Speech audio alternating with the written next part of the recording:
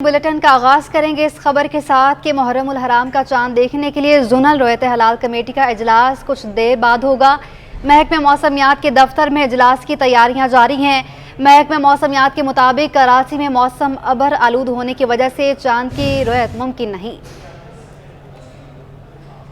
मज़ीद तफसीलात जानेंगे नुमाइंदा से, जी आगाह कीजिएगा।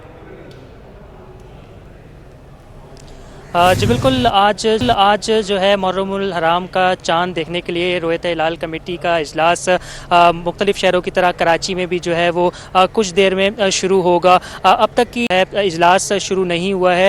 इजलास की सदारत जो है वो अहमद सिद्दीकी साहब जो है वो करेंगे, जिसके अंदर जो है ये बताया जाएगा कि आज जो है मुहर्रम उल हराम का चांद नज़र आएगा या नहीं आएगा।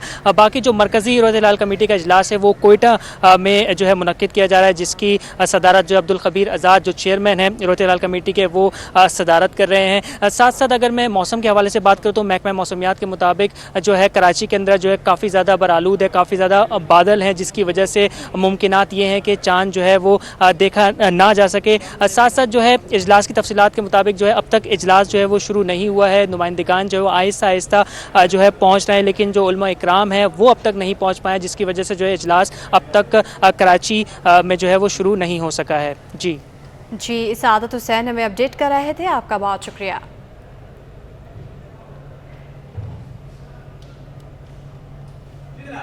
आपको अहम खबर से आगाह कर रहे थे कि मुहर्रम उल हराम का चांद देखने के लिए जोनल रोयत हलाल कमेटी का इजलास कुछ देर बाद होगा। महकमा मौसमियात के दफ्तर में इजलास की तैयारियां जारी हैं। महकमा मौसमियात के मुताबिक कराची में मौसम अबर आलूद होने की वजह से चांद की रोयत मुमकिन नहीं। अभी आपको बताएं कि सादत हुसैन भी हमें अपडेट कर रहे थे। अभी बताया जा रहा है कि इजलास शुरू नहीं हुआ। मुहर्रम उल हराम के हवाले से चांद देखने के लिए जोनल रोयत हलाल कमेटी का इजलास कुछ देर में शुरू होगा।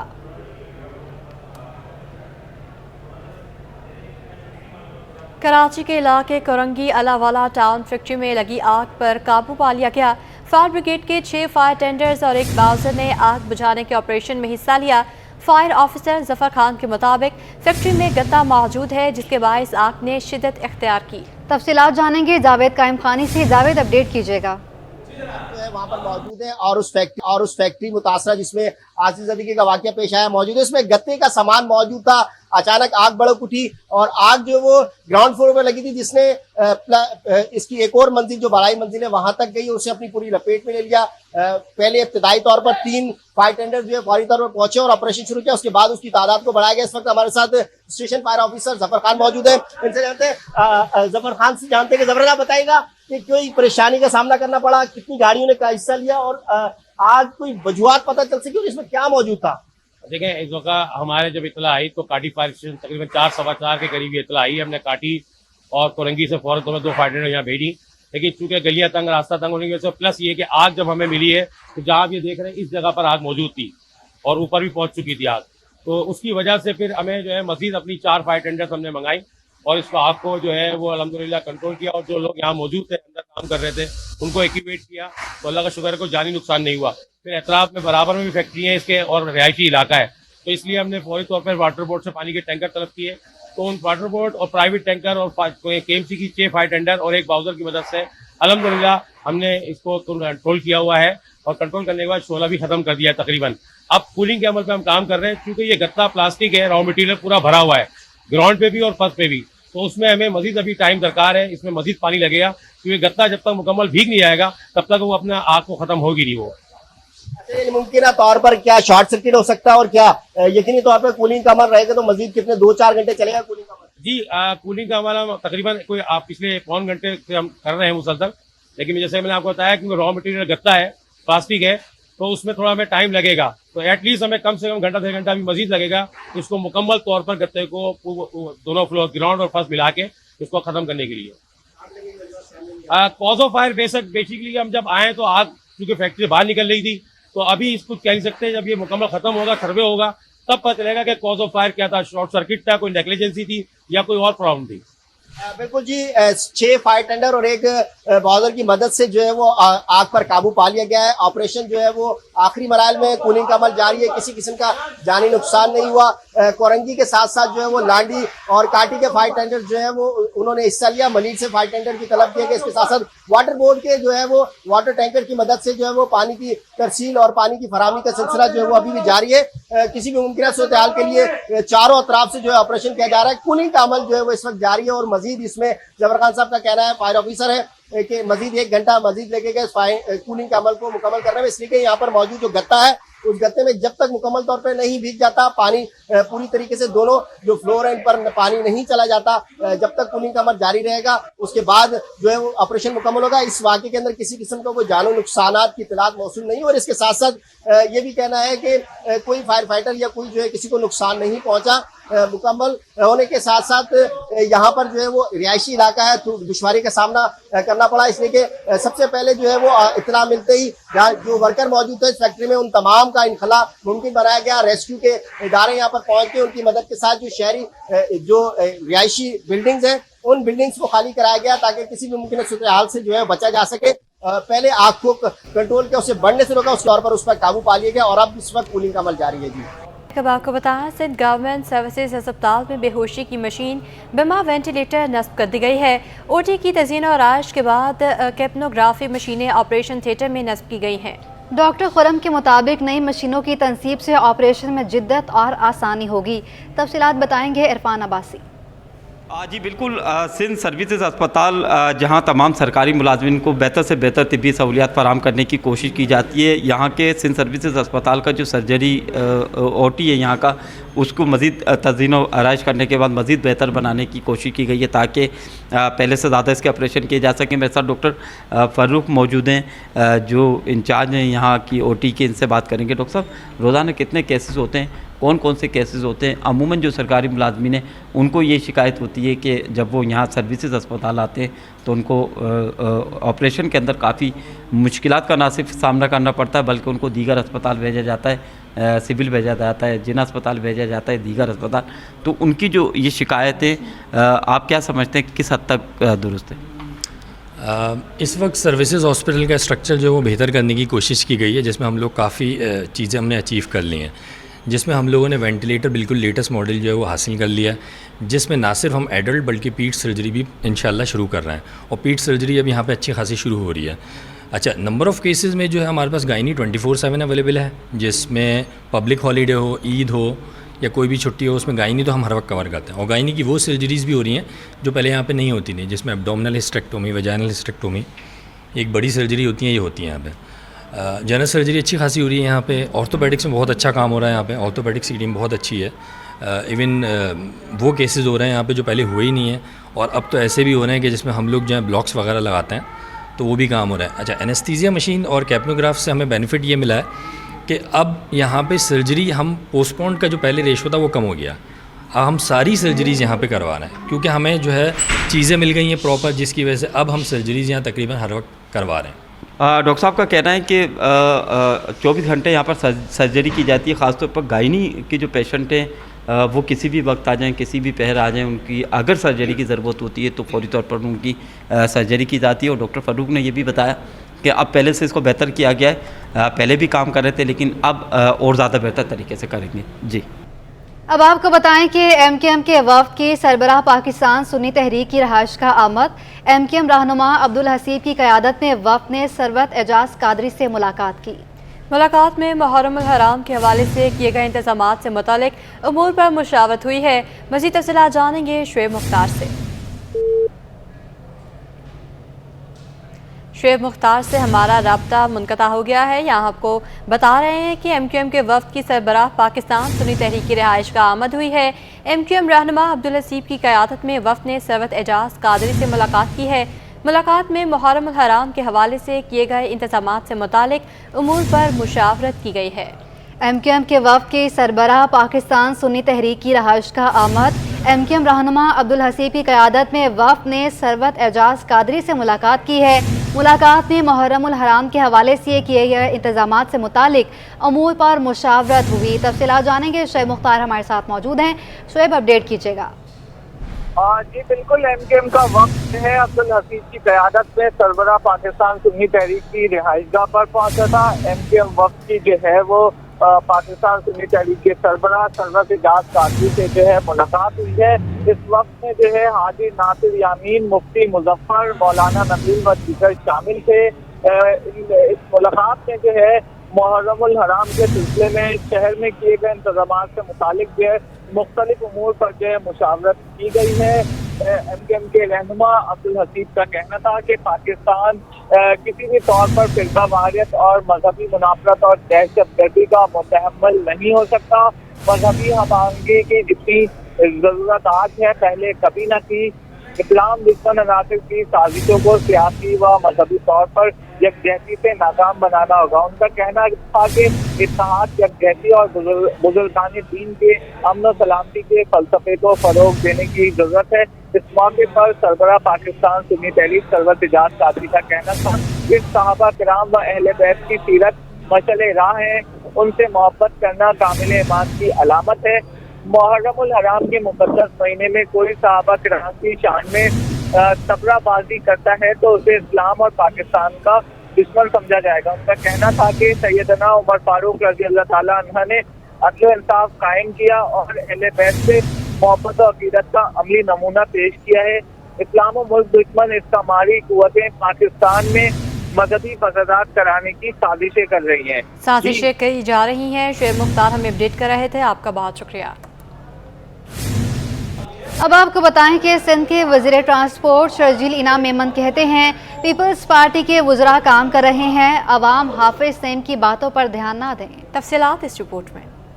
रेड लाइन मंसूबे पर तेजी से काम जारी। सूबाई वजीर शर्जील मेमन ने नुमाइश के मकाम पर मंसूबे का दौरा किया और काम का मुआयना किया। मीडिया से गुफ्तगू में शर्जील मेमन ने कहा कि रेड लाइन मंसूबे पर दिन रात काम चल रहा है, शहरी अगले 60-70 बरसों तक इससे फायदा उठाएंगे। उन्होंने मजीद कहा कि अवाम हाफिज नईम की बातों पर तवज्जो ही ना दे।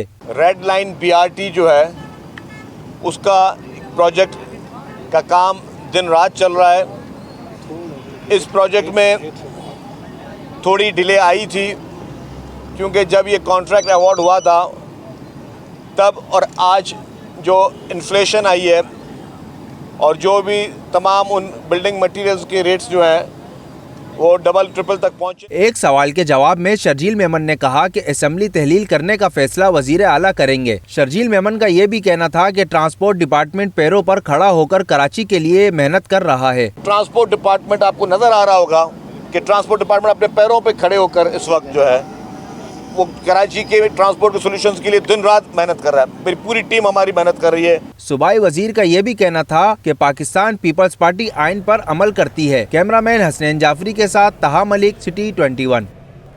मेयर कराची से बरतानिया की कायम मकाम डिप्टी हाई कमिश्नर की मुलाकात। कायम मकाम डिप्टी हाई कमिश्नर बरतानिया ने मुर्तज़ा वहाब को मेयर कराची बनने पर मुबारकबाद पेश की। मेयर कराची ने डिप्टी हाई कमिश्नर को कराची की तामीर और तरक्की के हवाले से आगाह किया। कायम मकाम डिप्टी हाई कमिश्नर बरतानिया ने मुख्तलिफ शोबों में ताउन की यकीन दहानी करा दी है। मुलाकात में दोनों मुल्कों के माबैन बाहमी ताल्लुकात को फरोग देने पर इत्तफाक हुआ। मेयर कराची मुर्तज़ा वहाब का कहना है बरतानिया कराची में सरमायाकारी करे। कराची में सरमायाकारी के वसी मौक़े मौजूद हैं। हुकूमत इस शहर के इंफ्रास्ट्रक्चर और बल्दियाती सहूलतें फराहम करने पर खुसूसी तवज्जो दे रही है। कराची अपनी तहजीब, सकाफत और तारीख के एतबार से दुनिया के नुमाया शहरों में शुमार होता है। अब आपको बताएं कि शहर कायद में मार्शल आर्ट से वाबस्ता सीनियर्स खेल के फ़रोग के लिए सर जोड़ कर बैठ गए। मार्शल आर्ट के फ़रोग के लिए हिकमत अमली तय की गई है। मार्शल आर्ट के हवाले से इंटरनेशनल सेमिनार अक्टूबर में बर्मिंघम में मुनक्किद होगा। मज़ीद बता रहे हमारे नुमाइंदे जावेद इकबाल। YMCA ग्राउंड में मौजूद है जहाँ पर आज एक मार्शल आर्ट की प्रमोशन के लिए सीनियर्स की बैठक हुई है और इसमें बर्मिंघम से आए खुसूसी मेहमान जो हैं अरशद भट्टी वो शरीक हुए हैं और हम इनसे खुद जानेंगे आज क्या इस बैठक का मकसद क्या था और क्या हासिल वसूल रहा। बिस्मिल्लाहिर्रहमानिर्रहीम। मैं आज अपने उस्ताद और सीनियर लोगों को इस जगह पे बुलान और मेरी ख्वाहिश पे, मेरी फरमाइश पे सर ने मुझे इज़्ज़त बख्शी और मेरे सीनियर्स ने इज़्ज़त बख्शी कि वो आए और मुझे बस मैं, क्योंकि मैं थोड़ा इमोशनल हो जाऊंगा, क्योंकि मैं यहाँ से छोटे से जवान हुआ, बहुत कुछ सीखा ज़िंदगी।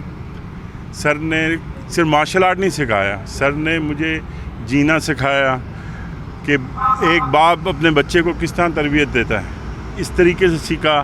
बहुत सारी एक्टिविटीज़ होती थी, उसकी प्रमोशन के लिए मार्शल आर्ट की कुछ आप लोगों ने कोई बातचीत की है, कुछ सोचा है? जी सर, मैं इसीलिए अल्हम्दुलिल्लाह बहुत से लोग हैं यूके में जो जिनसे मेरी बातचीत चल रही है। असल में मार्शल आर्ट इस वक्त इसलिए डाउनफॉल है कि जो टैलेंट है उसको प्रमोशन नहीं है, क्योंकि गरीब बच्चे हैं। अभी आज वर्दी 800-900 रुपए की है, वो कैसे अफोर्ड करेगा बच्चा? आप सोच रहे हैं कोई इवेंट प्लान करें? इंशाल्लाह अक्टूबर में मैं सेमिनार करा रहा हूँ यूके में, और ये सब वहाँ इनवाइट होंगे, आएंगे। कनाडा से भी मास्टर्स आ रहे हैं, हम वहाँ अरेंज करेंगे। अल्हम्दुलिल्लाह मैंने अपनी चैरिटी यूके में नेगावान फाउंडेशन से लॉन्च की है। उसका काम ही ऐसा होगा कि हम क्लब्स को, कोई भी क्लब्स हो, कोई भी सिस्टम हो, मार्शल आर्ट को प्रमोट करेंगे। इकबाल साहब ने नागामान जो फेडरेशन है मार्शल आर्ट की, उसके सदर हैं मोहम्मद इकबाल, हमसे जाने के सर किस तरह देख रहे हैं? अरशद भट्टी साहब इंग्लैंड से खुसूसी तौर पर आए, आप लोगों से मिल रहे हैं और एक प्रपोज़ल दे रहे हैं कि प्रमोशन के लिए क्या किया जाए। बहुत अच्छा किया, मैं तो खुशी हुआ आए यहाँ आके और प्रमोशन करे पाकिस्तान का बच्चे को। बहुत सारे टेक्निकें मिली है, वहाँ बाहर से भी सीख के आया, यहाँ का भी टेक्निक कम नहीं है, और इसी का ज़रिया से और बच्चे जो है आगे बढ़ेगा। पाकिस्तानी बच्चे जो है कम नहीं है, किसी से भी कम नहीं है। हमारा फेडरेशन जो है पहले से चल रहा है, अभी और आगे बढ़ेगा इंशाल्लाह। अपने के बता रहे थे मार्शल आर्ट के जो लवर्स हैं उनकी ख्वाहिश है कि मार्शल आर्ट दोबारा से ज़िंदा हो और YMCA दोबारा से मरकज़ बने, ताकि वहाँ ज़्यादा खेल हो और लोग इवेंट में हिस्सा लें और नौजवानों को मौका मिले। इसीलिए अरशद भट्टी बर्मिंघम से यहाँ आए, उनकी ख्वाहिश है कि सपोर्ट करें इस प्रमोशन के प्रोजेक्ट को। जी, मुहर्रम उल हराम के हवाले से इंतज़ामिया की जानिब से निश्तर पार्क में तैयारियां जारी हैं, मगर आशूरा के मुंतज़िम मरकज़ी जुलूस मजालिस अमीन खान वाला ने तैयारियों को लेपा पोती करार दे दिया है। रिपोर्ट कर रहे हैं रिजवान अहमद। मुहर्रम उल हराम के मौका पर निश्तर पार्क को मरकजी हैसियत हासिल है, जहां न सिर्फ मरकजी मजलिस बल्कि 9 और 10 मुहर्रम का मरकजी जुलूस भी यहीं से निकलता है। इंतजामिया ने मुहर्रम के सिलसिले में निश्तर पार्क तो साफ कर दिया, मगर अतराफ और लिंक रोड पर सफाई सुथराई समेत दीगर मसाइल बदस्तूर मौजूद हैं। सर निश्तर पार्क में तो माशाल्लाह अच्छा है, काम हो रहा है, मगर अतराफ के जो अपने आते हैं मजलिस सुनने के लिए, तो उनके लिए तो सर बड़ा प्रॉब्लम है।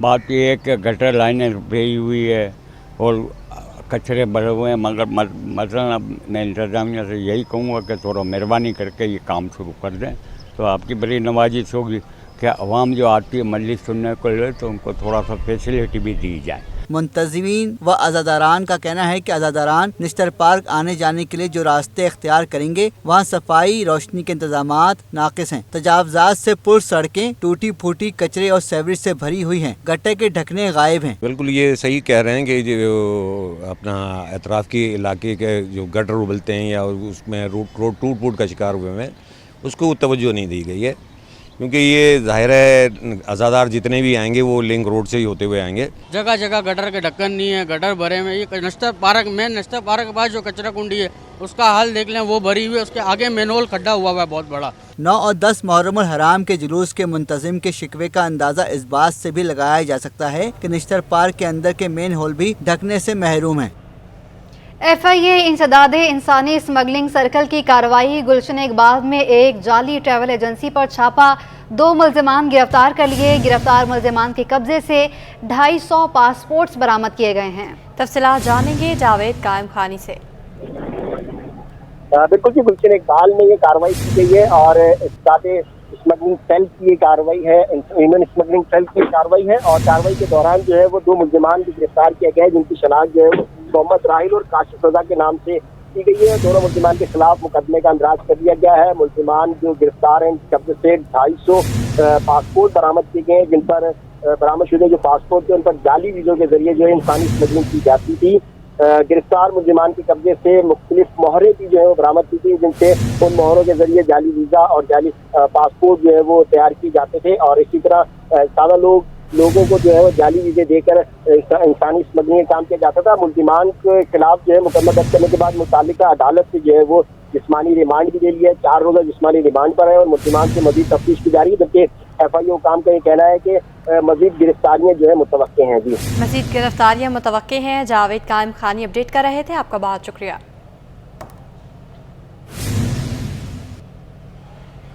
डाउ इंटरनेशनल मेडिकल कॉलेज की जानिब से फ़ीस डॉलर्स में वसूल करने का तनाज़ा सिंध हाई कोर्ट पहुँच गया। अदालत ने मेडिकल कॉलेज को नोटिस जारी कर दिए, ताहम अदालती का फौरी हुक्म इम्तनाई देने से इनकार कर दिया गया। बिलाल अहमद रिपोर्ट करेंगे।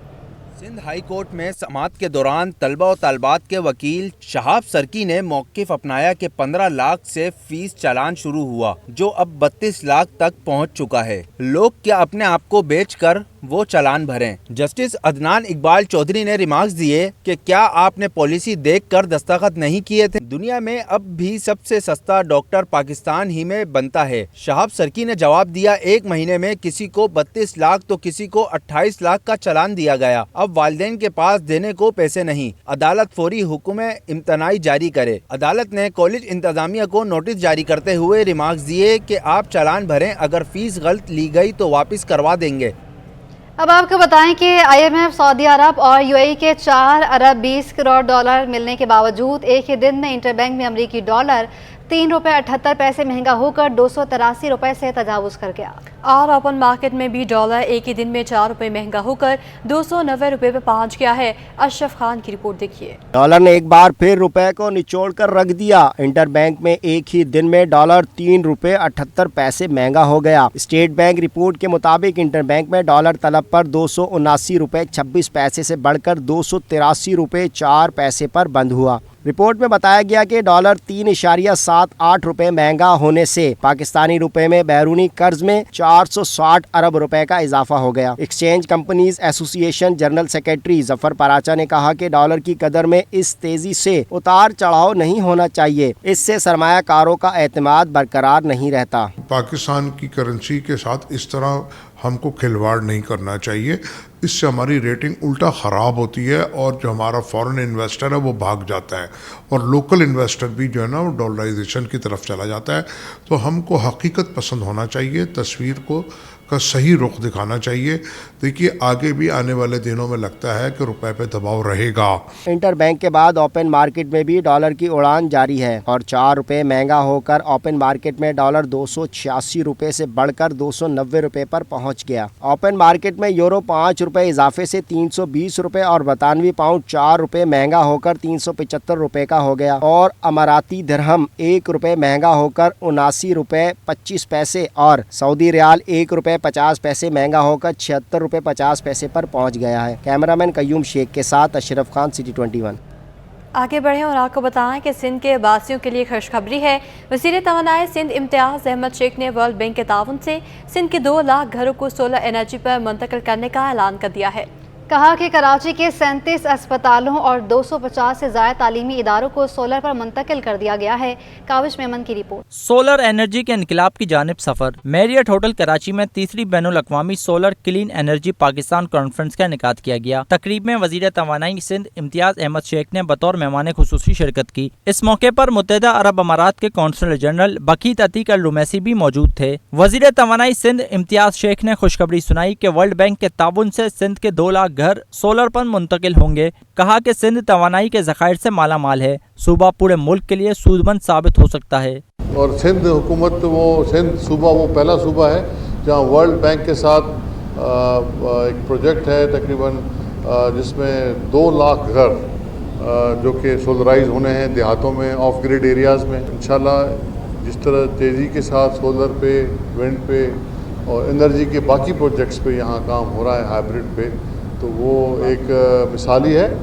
मुत्तहिदा अरब अमारात के कौंसलर जनरल बकीत अतीक अल-रुमैसी ने कहा कि क्लीन एंड ग्रीन एनर्जी में इन्वेस्टमेंट के लिए पाकिस्तान सबसे अच्छी जगह है। पाकिस्तानी अवाम के लिए सेहत, तालीम और इंफ्रास्ट्रक्चर के शोबे में भी ताउन करेंगे। पाकिस्तान के साथ हर शोबे में ताउन भी करना है और हर तरह जो पाकिस्तान का मफाद के लिए और बिलखुसूस आपकी आवाम के लिए हम लोग सबसे ज़्यादा तवज्जो कर रहे थे। इंफ्रास्ट्रक्चर आपकी और तालीम का शुबा है और हेल्थ का शुबा है। ये मोस्ट फेकस कर रहे थे हम लोग काफ़ी सालों से, जो शेख जाहिद मरहूम ने और इनके बेटों ने कंटिन्यू कर रहे हैं। सूबाई वज़ीर तवानाई ने तवानाई के बहरान पर काबू पाने के लिए सोलर समेत एनर्जी के तमाम ज़राए इस्तेमाल करने के अज़म का भी इजहार किया। कैमरामैन अदील अली के साथ Kavish Memon, city 21। Pakistan State Oil का माली बहरान संगीन हो गया। पावर सेक्टर समेत दरामदी RLNG बड़ा मसला बन गया। PSO के पावर सेक्टर और दरामदी LNG समेत मुख्तलिफ इदारों पर मजबूरी वाजबात 748 अरब रुपये से तजावुज़ कर गए हैं। दरामदी RLNG के वाजबात 458 अरब रुपये पर जा पहुँचे हैं। अशरफ खान की रिपोर्ट देखिए। PSO का माली बहरान संगीन सूरत इख्तियार कर गया। पाकिस्तान स्टेट ऑयल के मुख्तलिफ इदारों पर मजमूई वाजिबात 748 अरब रुपए से बढ़ गए। इदारे की माली रिपोर्ट के मुताबिक पावर सेक्टर ने PSO के 180 अरब रुपए अदा करने हैं। रिपोर्ट में साफ कहा गया है कि दरामदी LNG के वाजिबात के मसाइल बढ़ते जा रहे हैं। रिपोर्ट के मुताबिक स्वी नॉर्दर्न गैस कंपनी से दरामदी LNG के वाजिबात में 65% का इजाफा हो गया। स्वी नॉर्दर्न गैस कंपनी ने दरामदी LNG की मद में 468 अरब रुपए अदा करने हैं। PSO के PIA हुकूमती पाकिस्तान पर वाजिबात बढ़कर 25 अरब रुपए पर जा पहुँचे। PSO ने मुकामी रिफाइनरीज के 67 अरब रुपए से जायद अदा करने हैं, जबकि दरामदी LNG की मद में 152 अरब रुपए की अदायगी फौरी अदायगी की जानी है। Ashraf Khan, city 21। Cotton ginners forum का कहना है कि 15 जुलाई तक मुल्क भर की जिनिंग फैक्ट्रियों में 8,58,000 बेल्स की आमद हो चुकी है। एक्सपोर्टर्स अब तक 1,000 कॉटन बेल्स बरामद कर चुके हैं। टेक्सटाइल मिल्स ने 6,91,700 बेल्स खरीद लिए हैं। रवां कॉटन सीजन में पाकिस्तान से रुई की बरामदात जारी हैं। कॉटन जर्नल्स फोरम के चेयरमैन एहसानुल हक का कहना है एक्सपोर्टर्स ने 1,000 कॉटन बेल्स बरामद की हैं। मुल्क भर में इस वक्त 298 जिंक फैक्ट्रियां फाल हैं। तेज़ी की वजह से 500 रुपये इजाफे के बाद पंजाब में रुई की कीमत 18,000 रुपये फ़ी मन हो गई है। 500 रुपये इजाफे के बाद सिंध में रुई की कीमत 17,500 रुपये मन पर पहुँच गई है। हुकूमती इक़दामात के बायस मुसलसल 4 माह करंट अकाउंट सरप्लस रहा। स्टेट बैंक के मुताबिक जून 2023 में current account 33 crore 40 lakh dollar surplus रहा। माली साल 2022 के मुकाबले में माली साल 2023 में करंट अकाउंट खसारे में 85% की बड़ी कमी हो गई।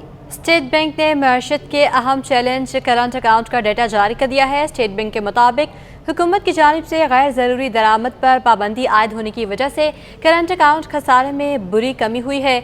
मार्च, अप्रैल और मई के बाद जून 2023 में भी current account 33 crore 40 lakh dollar surplus record किया गया, जिसकी वजह से माली साल 2023 में करंट अकाउंट खसारा 2 अरब 55 करोड़ 70 लाख डॉलर रहा है। माहिरीन का कहना है कि गैर ज़रूरी दरामदात पर पाबंदी की वजह से गुज़श्ता माली साल के मुकाबले में करंट अकाउंट खसारे में नुमायां कमी हुई है। बुलेटिन में आगे बढ़ें और आपको बताएं कि MC स्पोर्ट्स कॉम्प्लेक्स में first secretary under 6-10 girls football league का इनेकाद कर दिया गया है। मोहम्मद हमाद की रिपोर्ट। फर्स्ट सिकोटेल अंडर 16 गर्ल्स फुटसॉल लीग का फाइनल मुकाबला KMC स्पोर्ट्स कॉम्प्लेक्स में कराची यूनाइटेड और डिया वुमेन येलो FC के दरमियान खेला गया। 20 मिनट के खेल में दोनों टीमें गोल न कर सकीं तो मैच का नतीजा प्लेंटी शूट पर हुआ। कराची यूनाइटेड ने 3 के मुकाबले में 4 गोल करके फतह हासिल की। कराची यूनाइटेड की कप्तान का कहना था कि प्लान के मुताबिक खेले जीतने की बेहद खुशी है। हमारी स्ट्रैटेजी ये थी कि हम मैन टू मैन खेलेंगे, जैसे जो भी हम 4 लोग हैं हम उनके 4 लोग को कवर करेंगे और जो हमारा प्लेयर है हम सिर्फ उसको ही कवर करेंगे। तो ये हमारी स्ट्रैटेजी थी। आई थिंक टीम ने बहुत अच्छा खेला था और हमने ये टूर्नामेंट इस तरह किया था ताकि हमें मज़ा आए। हमने टूर्नामेंट बहुत टाइम से नहीं खेला, असल में हमने मज़े के लिए खेला था मेनली टूर्नामेंट। इवेंट स्पॉन्सर और बिजनेस कम्युनिटी से ताल्लुक़ रखने वाले ऐसा बहुत अच्छा लगा। ये सब हमारे मुल्क के स्टार हैं। लड़कियों को ऐसा खेल के देखते हुए बड़ा अच्छा लग रहा है क्योंकि हमारे मुल्क का ये सितारा है और सितारे को जैसे रोशनी के लिए चांद की ज़रूरत होती है, तो सिकोटेल और ये KMC का मैं भरपूर शुक्रिया अदा करूँगा कि उन्होंने मिल के उस चांद का काम कर रहे हैं कि वो इन सितारों को जगमगाने के लिए वो रोशनी फराहम कर रहे हैं। और लड़कियों को देख के हज़ारा कम्युनिटी की लड़कियां यहाँ आके परफॉर्म कर रही हैं और लड़कियां किसी से कम नहीं हैं, मैं तो बिल्कुल कहूँगा। और इनका परफॉर्मेंस देख के भी आपको अंदाज़ा होगा, माशाल्लाह एक से एक लड़कियां यहाँ पे परफॉर्म कर रही हैं और भरपूर अपना खेल दिखा रही हैं। मेहमान खुसूसी ख्वाजा अहमद का कहना था कि खेलों में की गई तब्दीली खुश आइंद है। हज़ारा की लड़कियों को मैदान में देखकर खुशी हुई। पाकिस्तान के अंदर जो तब्दीली पहले लोग समझते थे कि सियासत में आएगी, मगर मेरे हिसाब से जो तब्दीली है वो स्पोर्ट्स के अंदर आ गई है और सबसे बड़ी फ़ख्र की बात यह है कि पाकिस्तान के अंदर हमारी वो बच्चियां जो वुमेंस हैं, वो बच्चे आगे निकल कर आ रहे हैं। और अभी आप जैसे देख सकते हैं कि फ़ाइनल्स के अंदर हज़ारा की टीम है। हज़ारा के अंदर जो पर्दा और उन चीज़ों को औरतों को घर में रखा जाता था, आज वो बच्चियाँ स्पोर्ट्स के अंदर आगे निकल कर आ रही हैं। गर्ल्स फुटसॉल लीग के फाइनल में विनिंग और रनर अप टीमों में मेहमान खुसूसी ने इनामात तकसीम किए। कैमरामैन काशिफ के साथ मोहम्मद हम्माद, सिटी 21। सदर पाकिस्तान इल्मा एसोसिएशन पीर सूफी जमीलुर रहमान खानी ने कहा है कि कुरान पाक मुसलमानों की मुक़द्दस किताब है। कुरान पाक की बेहुरमती करोड़ों मुसलमानों के मजहबी जज्बात को ठेस पहुँचाना है। सदर पाकिस्तान उलमा एसोसिएशन पीर सूफी जमीलुर रहमान खानी ने केबल ऑपरेटर के चेयरमैन खालिद अराइन से खसूसी मुलाकात की। इस मौके पर पीर सूफी जमीलुर रहमान का कहना था कि कुरान पाक की बेहुरमती अदम बर्दाश्त का काबिल मज़म्मत अमल है। ये मजहबी आज़ादी और मजहबी आज़ादी के हक़ की सरीह खिलाफ वर्जी है। उन्होंने स्वीडन हुकूमत से मुतालबा किया कि वो इस बात को यकीनी बनाए कि इस किस्म का वाक़या दोबारा कभी नहीं होगा। न्यूज़ स्टूडियो से अब तक के लिए इतना।